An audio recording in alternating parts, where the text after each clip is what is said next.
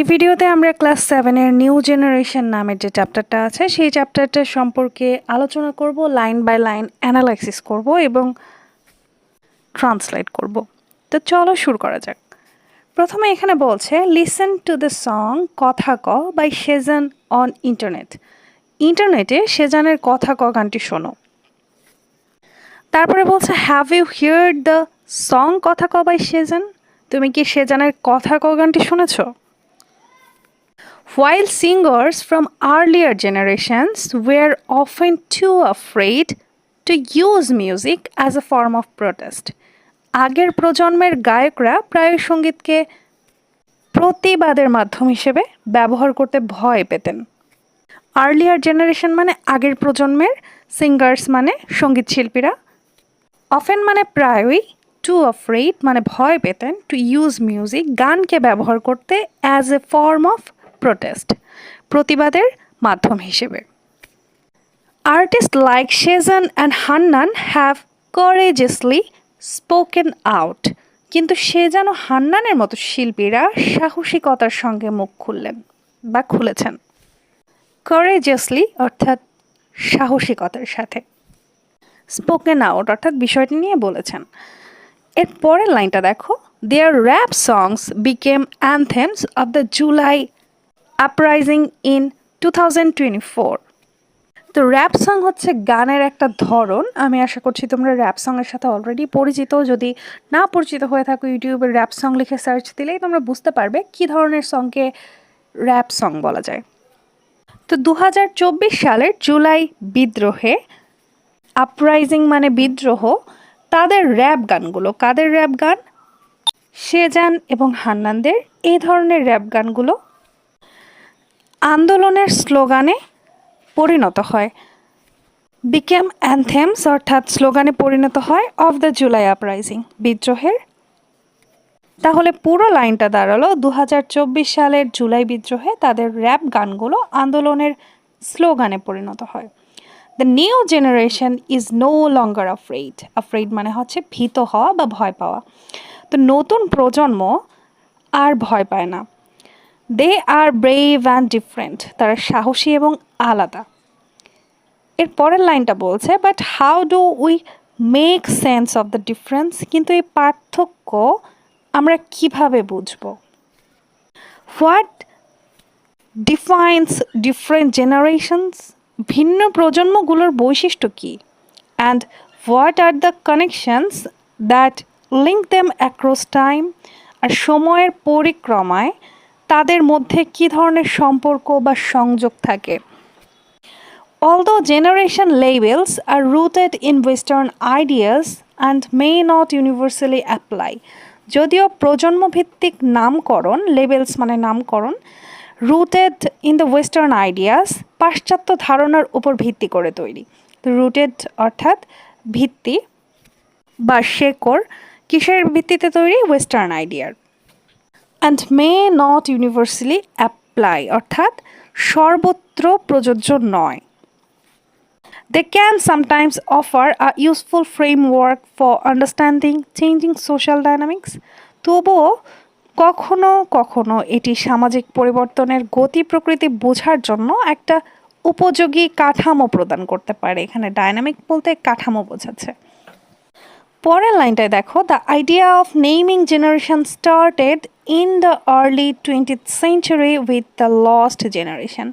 প্রজন্মের নামকরণের ধারণা শুরু হয়েছিল বিংশ শতাব্দীর শুরুতে লস্ট জেনারেশন বা হারিয়ে যাওয়া প্রজন্ম দিয়ে। This refer to those who suffered the aftermath of world war one and the great depression. এটি সেই সব মানুষকে নির্দেশ করত যারা প্রথম বিশ্বযুদ্ধের মহামন্দার পরিণতিতে ভীষণভাবে ভুগেছিল। The naming practice continued with Generation X and the Millennials, eventually reaching Generation Z. এই নামকরণের প্রথা চলতে থাকে জেনারেশন এক্স ও পরে মিলেনিয়াল প্রজন্মের মাধ্যমে, যা শেষ পর্যন্ত পৌঁছায় জেনারেশন জি বা generation জেডে। Generation Z is a group that grew up entirely in the digital age.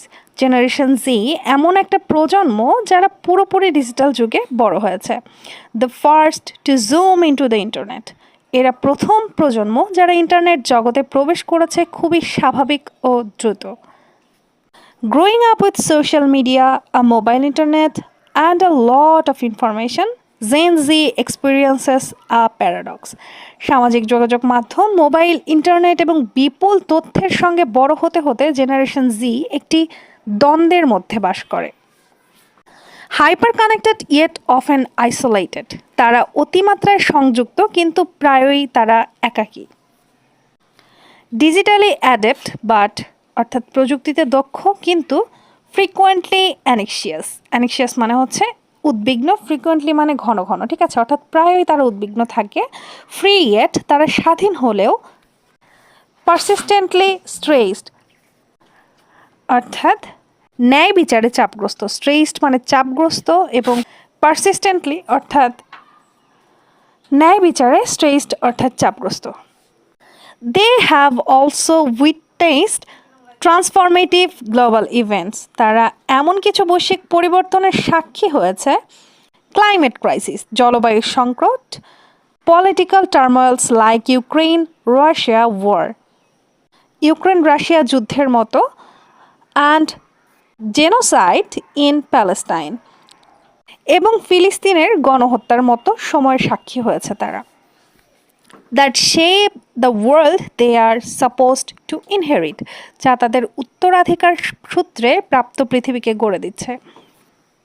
In Bangladesh the struggle for progress has long been a part of each generation. বাংলাদেশে অগ্রগতির জন্য সংগ্রাম দীর্ঘদিন ধরেই প্রতিটি প্রজন্মের একটি অবিচ্ছেদ্য অংশ। If the freedom fighters of 1971, যদি 1971 সালে মুক্তিযোদ্ধারা largely part of a baby বুমার generation, যারা মূলত বেবি বুমার জেনারেশন বা প্রজন্মের একটা অংশ ছিল, হেল্পড লিবারেট দ্য কান্ট্রি, দেশকে মুক্ত করতে তারা সহায়তা করেন। Their struggle laid the groundwork for the 1980s fight for democracy against autocracy. তবে তাদের সেই সংগ্রাম 1980-এর দশকে স্বৈর শাসনের বিরুদ্ধে গণতন্ত্রের লড়াইয়ের ভিত্তি করে দেয়, অর্থাৎ 1980 দশকের এরশাদ পতনের সাথে connected. Today's young generation born around 2000 carries this legacy forward. 2000 সালের আশেপাশে জন্ম নেওয়া আজকের তরুণ প্রজন্ম এই ঐতিহ্যকে সামনে এগিয়ে নিয়ে যাচ্ছে।